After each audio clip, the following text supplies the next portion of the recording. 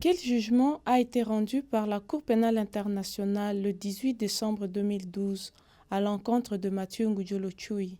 Le 18 décembre 2012, la Chambre de première instance 2 de la Cour pénale internationale a décidé d'acquitter Mathieu Ngudjolo Tchoui des charges de crimes de guerre et de crimes contre l'humanité portés à son encontre. La Chambre a indiqué que les preuves présentées au soutien de sa culpabilité ne lui ont pas permis de se forger une conviction au-delà de tout doute raisonnable quant à la responsabilité de Mathieu Ngudjolo Tchoui pour les crimes prétendument commis lors de l'attaque de Bogoro le 24 février 2003. La Chambre a tenu à souligner toutefois que la démarche qu'elle a entendu adopter ne signifie en aucun cas que des crimes n'auraient pas été commis à Bogoro le 24 février 2003, pas plus qu'elle ne saurait remettre en cause ce qu'a subi ce jour-là la population de cette localité. La Chambre a également souligné que le fait de déclarer qu'un accusé n'est pas coupable ne veut pas nécessairement dire que la Chambre constate son innocence. Une telle décision démontre simplement que les preuves présentées au soutien de sa culpabilité ne lui ont pas permis, au vu du standard de preuve, de se forger une conviction au-delà de tout doute raisonnable. Cette décision est bien entendu sans préjudice pour l'affaire à l'encontre de Germain Katanga, accusé de crimes de guerre et de crimes contre l'humanité prétendument commis lors de la même attaque. Puisque Mathieu Ngudjolo Tchoui est déclaré innocent, sera-t-il remis en liberté immédiatement? Les juges ont ordonné la mise en liberté immédiate de Mathieu Ngudjolo Tchoui suite à la décision l'acquittant.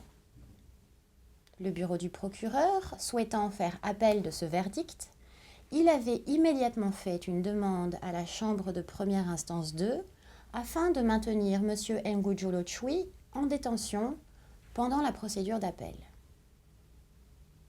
Après une audience publique pour examiner cette question, la Chambre a considéré qu'il n'y avait pas de circonstances exceptionnelles justifiant le maintien en détention de Mathieu Ngudjolo Tchoui, soulignant que la liberté est la règle et la détention l'exception.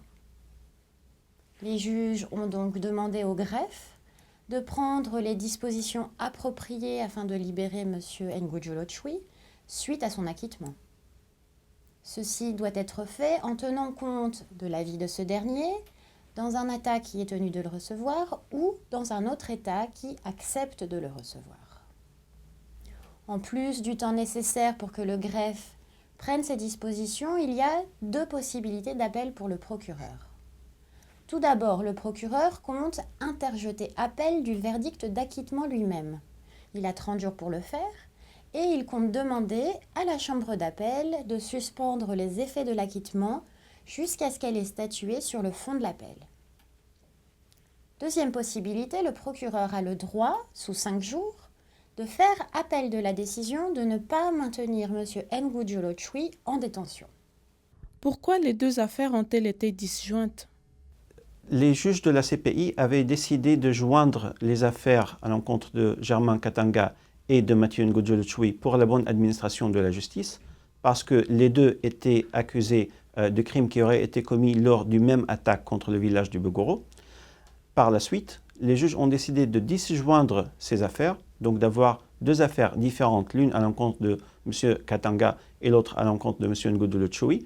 C'est parce que les juges ont considéré qu'ils étaient prêts à rendre leur jugement dans l'affaire à l'encontre de M. Ngudjolo Tchoui, qui a été rendu donc le 18 décembre et qui a acquitté M. Ngudjolo Tchoui.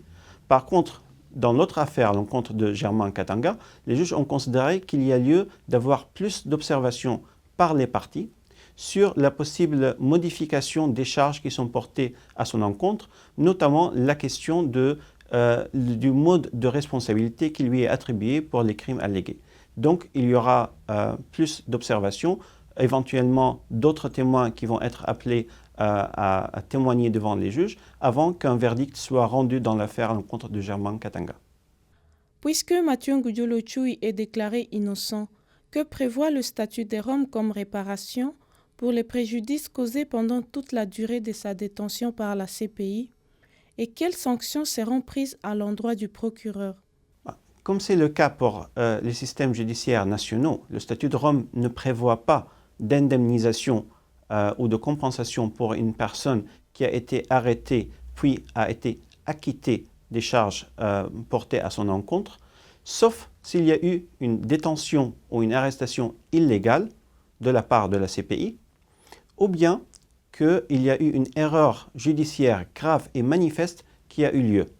En l'absence de ces deux possibilités, il n'y a pas de compensation ou d'indemnisation qui est prévue par le statut de Rome à l'égard de cette personne. Il faut insister sur le fait qu'il y a une présomption d'innocence. Et donc, si l'accusé est présent devant les juges, il est toujours présumé innocent et c'est au procureur d'apporter la preuve de sa responsabilité. Si le procureur n'arrive pas à prouver au-delà de toute doute raisonnable la culpabilité d'un accusé, le procureur n'est pas sanctionné, mais la personne qui était accusée revient en liberté. Les victimes qui ont participé au procès à l'encontre de Mathieu Ngudjolo Tchoui pourront-elles participer à l'appel contre ce verdict? Si les victimes autorisées à participer au procès en font la demande, il reviendra à la chambre d'appel de se prononcer sur leur possible participation à l'appel et ses modalités éventuelles.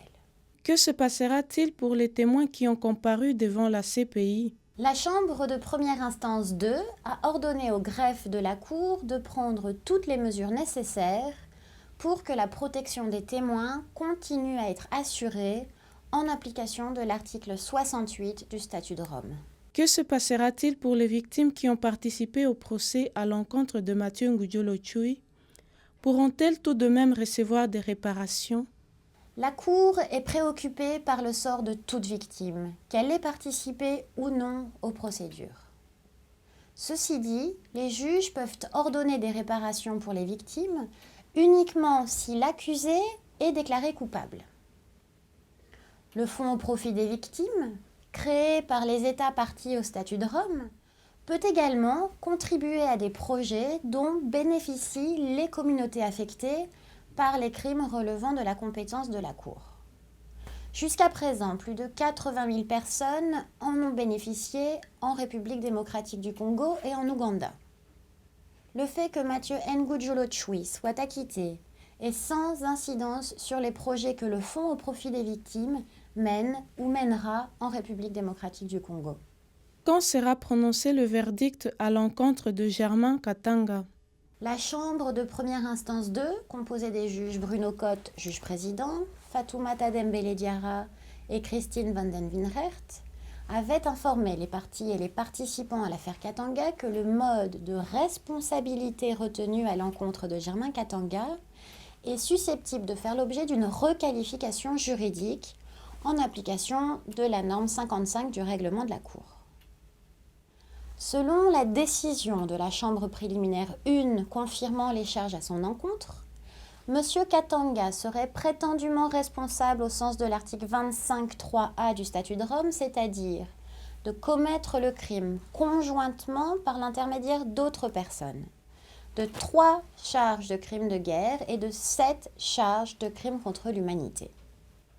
Par la suite, la Chambre a demandé aux parties et aux participants de soumettre leurs observations sur une possible requalification juridique du mode de responsabilité sur le fondement, cette fois-ci, de l'article 25.3d du statut de Rome, c'est-à-dire de contribuer de toute autre manière à la commission du crime par un groupe de personnes agissant de concert.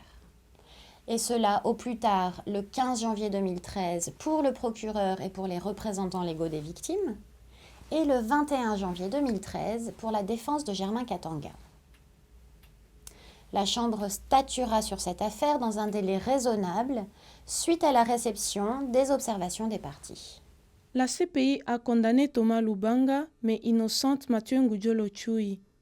La CPI ne prouve-t-elle pas son parti pris en faveur des Hema et contre les Landou?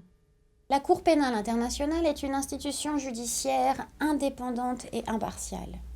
Ces juges sont des personnes hautement reconnues pour leur intégrité morale et leurs compétences professionnelles. Ces juges ne peuvent appliquer que les règles de droit en fonction des éléments de preuve présentés devant eux. Aucune considération d'ordre politique, ethnique ou communautaire ne peut être prise en compte lorsque les juges rendent leurs décisions judiciaires.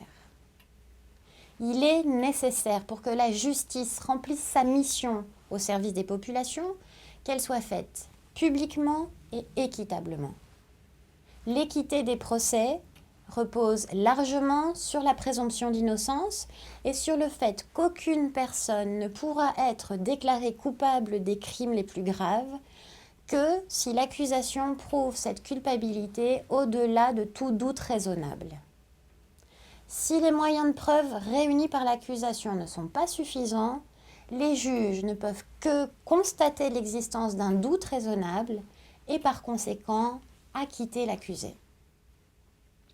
Il est également important de souligner que la CPI est une cour qui fonctionne sur un mode complémentaire par rapport aux tribunaux nationaux. La responsabilité première pour les poursuites incombe aux juges nationaux.